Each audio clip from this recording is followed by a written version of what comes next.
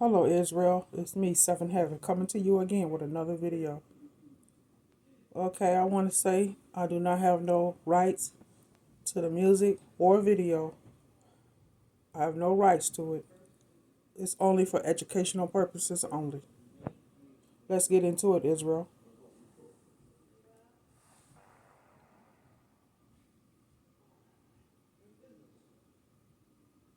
So I know that there are a lot of you out there who believe that there is some type of firmament up above us that keeps us and everything else on the planet in. In that use of the word, we are talking about a physical dome or wall that may or may not be visible to humans at least. But you all very well know that words, especially ancient words that have been coded and then translated, you very well know that there may be several interpretations of that word given the context, right? So, I want you all to hear a clip from the book of Jubilees, and then I will give you an interpretation of that word given the context. For on the first day he created the heavens which are above, and the earth, and the waters, and all the spirits which serve before him, the Malachim of the presence, and the Malachim of sanctification, and the Malachim of the spirit of fire, and the Malachim of the spirit of the winds, and the Malachim of the spirit of the clouds, and the darkness, and of snow, and of hail, and of hoar frost, and the Malachim of the voices, and of the thunder, and of the lightning, and the Malachim of the spirits of cold, and of heat, and of winter, and of spring, and of autumn, and of summer, and of all the spirits of his creatures which are in the heavens and on the earth. He created the abysses and the darkness, eventide and night, and the light, dawn and day, which he has prepared in the knowledge of his heart. Like I've said before, the reality is these angelic beings who occupy the spirit realm, we try to give it scientific names, but we don't really understand it. We just know how to interact with it. So we do know that it exists. Now keep in mind, I want you to keep track of this. The earth and the waters were created on the first day. No firmament yet, just the earth and water. Look what else. There's all these spirit beings that serve him, the angels. That's what Malachim are, a rank of angel. Now, you have spirits that govern fire, wind, clouds, darkness, snow, hail, frost, thunder, lightning, cold, heat, the seasons. He created the abysses, the night and day, in preparation for what he was about to put in place.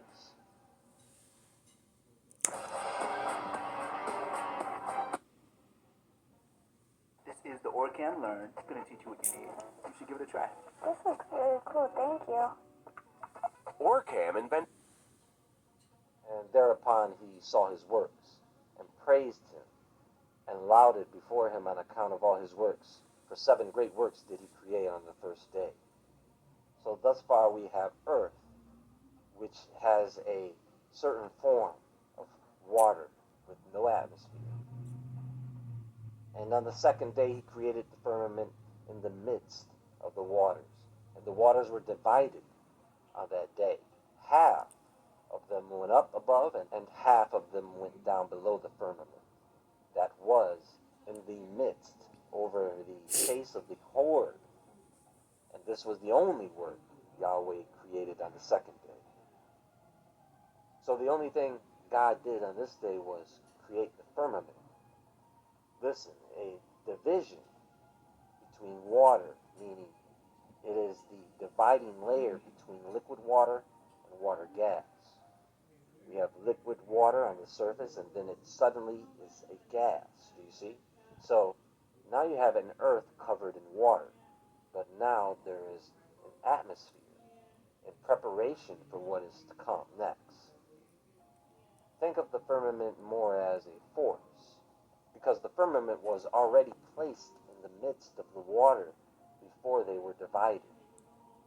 I know some of you are not going to like me for this, and you don't have to believe me, but the firmament is actually space. It is the expanse, the atmosphere for the planet. and the space between the ground and the heavens. Heaven has its own firmament. And on the third day he commanded the waters to pass from off the face of the whole earth into one place, and the dry land appeared. And the waters did so as he commanded them, and they retired from off the face of the earth into one place outside of this firmament, and the dry land appeared. So the water didn't recede off the dry land, it retired off the face. It evaporated and turned into gas, down to a certain level, sea level, exposing parts of the earth. And on that day he created for them all the seas according to their separate gathering places, and all the rivers, and the gatherings of the waters in the mountains, and on all the earth, and all the lakes, and all the dew of the earth, and the seed which is sown, and all sprouting things, and fruit-bearing trees, and trees of the wood, and the garden of Eden, and Eden and all. These four great works Yahweh created on the third day. Remember, folks, living organisms are made from earth and water. You see how he prepared one thing after the next? Also, the earth came first. There was no sun, no moon, no stars yet. Think about that. The earth is older than the sun and stars. Think about that really hard for a moment. That alone changes a lot of things, doesn't it? That's what I mean when I say the true nature of things. Although this is from the book of Jubilees, mind you. And on the fourth day he created the sun and the moon and the stars and set them in the firmament of the heaven to give light upon all the earth and to rule over the day and the night and divide the light from the darkness. I'm trying to explain this the best way I can. Now, some believe when you study angelology or demonology, some believe that only angelic beings have the ability to pass back and forth through the barrier that separates the firmaments of heaven and earth. And the rockets are the given technology that allows men to pass through like them. But only with permission can they do so. It doesn't really matter anyway, because once you leave the planet, you start to die. That's why it talks about colonizing the moon and Mars. I don't know what they're talking about. The science itself says that it can't be done. So why are they trying to pretend that it can? Who or what is deceiving them? Yes, you can go to the moon. You can go to space and to Mars. You can be gods. Meanwhile, he doesn't mention that you're going to die. Think about it. You are an angel that is no longer allowed to pass back and forth from earth to heaven. So as an angel, you decide to build a spacecraft to defy that law. You guys know the story of Adam and Eve, right? Good, because the book of Jubilees adds a few tidbits into that story that would make you scratch your head. And after the completion of the 7 years, this is referring to the 7 years Adam and Eve spent in the Garden of Eden. Notice how everything is on timing. And after the completion of the 7 years which he had completed there, 7 years exactly, and in the second month, on the 17th day of the month, the serpent came and approached the woman. And the serpent said to the woman, Has Yahweh commanded you, saying, You shall not eat of every tree of the garden? And stop. There it is right there. That is the Lord. Do you see? The Lord is in the question he asked her. At that moment, he was trying to act like Yahweh. He was trying to mimic him. Do you see? That's why the question was so powerful to her. By the way, all the animals can talk at this point. Hold on, I'll get to that. Don't the enemy mimic everything that we do anyway? Can't do or create anything for themselves. They mimic everything the Most High does, and they mimic everything we do, Israel. It's like they hate being with us, but can't stand to be away from us.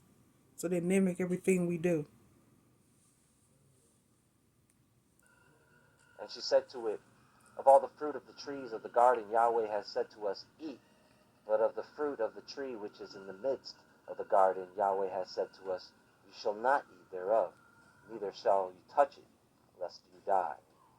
And the serpent said to the woman, you shall not surely die, for Yahweh does know that on the day you shall eat thereof, your eyes will be opened, and you will be as gods, and you will know good and evil.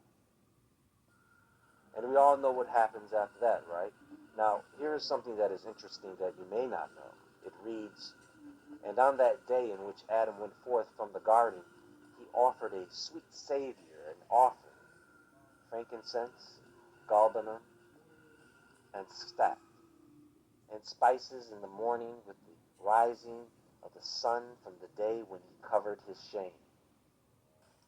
And on that day was closed the mouth of all beasts, and of cattle, and of birds, and of whatever walks, and whatever moves, so that they could no longer speak. For they had all spoken with one another, one lip, and with one tongue. Now, what kind of bizarre world is this? This story is stranger than you thought, right? And he sent out of the Garden of Eden all flesh that was in the Garden of Eden. And all flesh was scattered according to its kinds, and according to its types unto the places which had been created for them. Here is something else. And on the new month of the 4th month, Adam and his wife went forth from the Garden of Eden, and they dwelt in the land of Eldah, in the land of their creation. And Adam called the name of his wife Eve. And they had no son till the first Jubilee. And after this he knew her. Now he tilled the land, as he had been instructed in the Garden of Eden. You know, you don't really hear that story change across different texts. It's just that when you get more information, it expands upon the story, and so you kind of have to rearrange in your mind what you think was happening. Then the story becomes less encrypted. It starts to make more sense. I want to tell you, this book gets interesting. It really does. And we will be revisiting it to talk about some things. But until then, folks, you'll have to stay tuned. We've got more to come. Okay, Everyone, that's it, be sure Israel. to visit woodwardentertainment.com and